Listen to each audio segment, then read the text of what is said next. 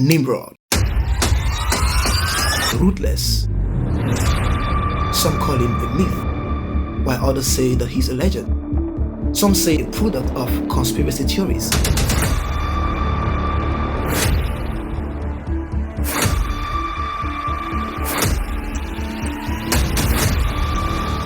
A man who defined the dynamics of kingdom and the operations of governance. NIMROD. A man whose reality brought about the conquering of kingdoms and the creation of kingdoms. A man who from nothing was able to become a world power.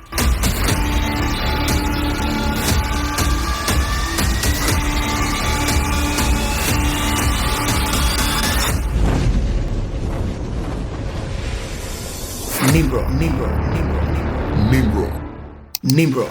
The man we want to discuss about today is one of the most reverent, ruthless, yet significant characters in human history. Some think he's a legend, some call him a myth, while others say that he's a legend. Some say that it's just a product of conspiracy theories. But there is a man called NIMROD who shaped the concept of history. A man who defined the dynamics of kingdom and the operations of governance in his dispensation. If you think you know NIMROD, then you ought to watch this video. And if you don't know about NIMROD, you still have to watch this video. Follow me to the end as we journey into one of the most controversial yet interesting stories of a Bible character who sounds more like a fiction, a man whose reality brought about the conquering of kingdoms and the creation of kingdoms, a man who from nothing was able to become a world power, a dominating force that transcended the physical realm and even the spiritual realm. This is NIMROD, the great hunter. NIMROD is found in the Bible and also found in several extra biblical texts. The name Nimrod actually is interpreted into the word rebel. Nimrod is called the great hunter before the Lord, but some scholars believe that the word great hunter before the Lord actually means the great hunter who stands against the Lord or who is instead of the Lord, because Nimrod is one of the most controversial characters in the scriptures for the creation of the city of Babylon. Let's even dive deeper into the story of Nimrod.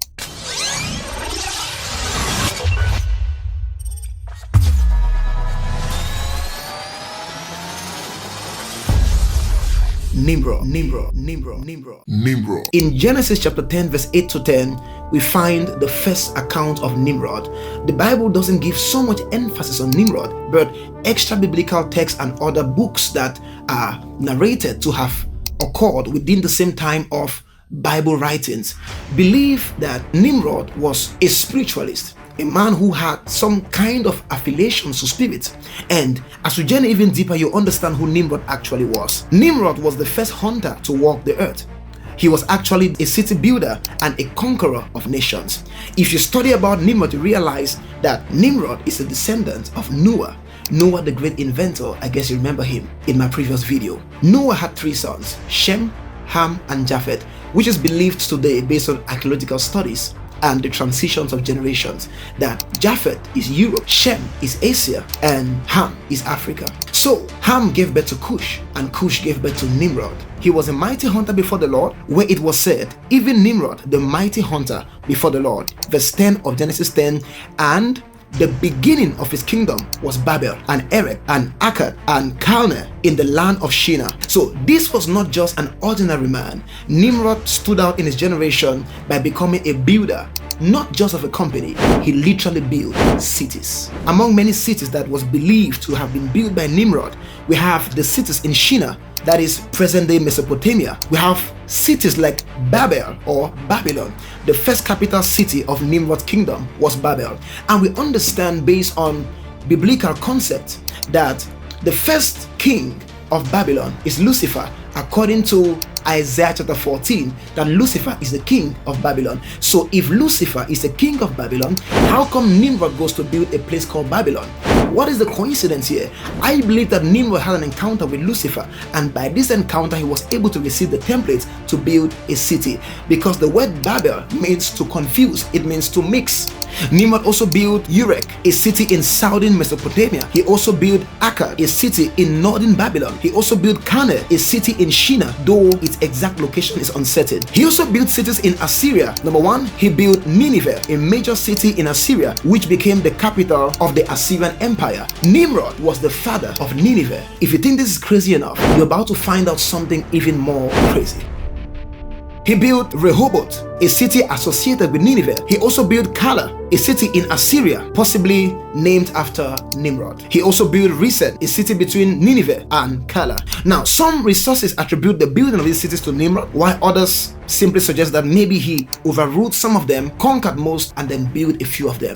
Now, based on genealogy, he's identified as the great-grandson of Noah through the line of Noah's son Ham and grandson Cush. He was a king and a hunter. What is even more interesting about Nimrod is that he's described as the first mighty one upon the earth. Before the flood, the only people who were called the mighty ones were the Nephilims and the Rephaims that were born by the union between angels and humans. Nimrod stood out in the generation after the flood to be called the next mighty one of his dispensation. He was also called a mighty hunter before the Lord.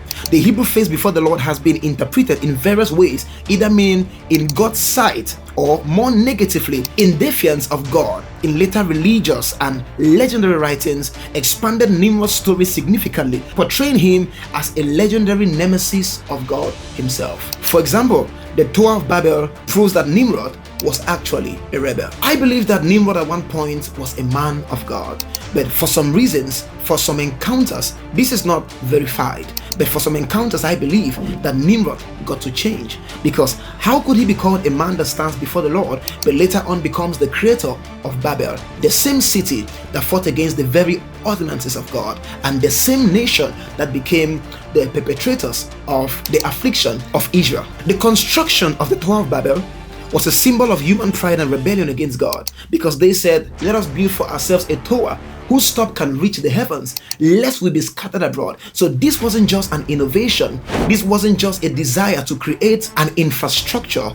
This was beyond technology. This was an attempt to fight against the very person of God. They wanted to meet God. They wanted to be able to reach heaven. Now, but the heaven contextualized in Genesis 11 in the story of Babel wasn't the heaven of God. The whole concept around Babel was actually the gate of God, but this is a God with a small g. What they wanted to do was to be able to build a facility that would, by way of spiritual technology, introduce the Antichrist to that dispensation. And so God did not just destroy an infrastructure, God came to destroy an act of rebellion. Do you understand? Ancient texts believe that at one point Nimrod had conflicts with Abraham. Also, some Jewish and Islamic accounts describe a confrontation between Nimrod and the patriarch Abraham. And in these stories, Nimrod was a tyrant and an idolater. He orders Abraham to be thrown into fiery furnace for refusing to worship his idols. Abraham is miraculously saved by God. This is mythological knowledge, which is an arguable information about Nimrod. Across Jewish, Christian, and Islamic texts, Nimrod's name became synonymous with rebellion against God and his tyrannical rule. His downfall is often seen as a consequence of his pride. For instance, some traditions claim that he died from a gnat entering his brain, a divine punishment for his arrogance. This is Nimrod, a man who began with a legendary title of the hunter that stands before God, a man who did not just end as a hunter, but a man who miraculously became the builder of cities. So Nimrod in the Bible, his name appears about 4 times in the Hebrew Bible. The Bible referring to Nimrod as a man of great power and refer to him specifically as a mighty hunter before the Lord. This was the unfortunate end of Nimrod. Nimrod was born into a patriarchal form of government. Under this ancient patriarchal system, women were subject to the authority of men, and men themselves followed the dictates and counsels of their families, respective patriarchal figure. So Noah, Abraham, Isaac, and other key figures lived under the patriarchal systems and often as nomads. Nimrod rebelled against this patriarchal form of government. He preferred a monarchical system with him as the king. Nimrod soon acted upon his ambitions and declared himself king over his own people. This action was tantamount to modern day treason. In Nimrod's mind, he had freed himself from the shackles of an irrational belief in an invisible God. This is where the rebellion got deep into the heart of Nimrod. His desire for power was thwarted by the rigid patriarchal system, in which only the aged could exert ultimate authority over the community. There was no immediate room for him within the top rungs of the ancient power structure. From his actions, it is obvious that Nimrod was rebellious, bloodthirsty, and power-hungry. Nimrod was unique for his ability to kill in ancient times. Now, in ancient times, wild beasts were a constant threat to the nomadic people, so the ancients would often build walls around their villages to protect the people from both invaders and hungry wild animals. As a skilled hunter and warrior, Nimrod was viewed as a protector of his own people. Perhaps this view and concept of Nimrod by his people transformed into blind allegiance of the man.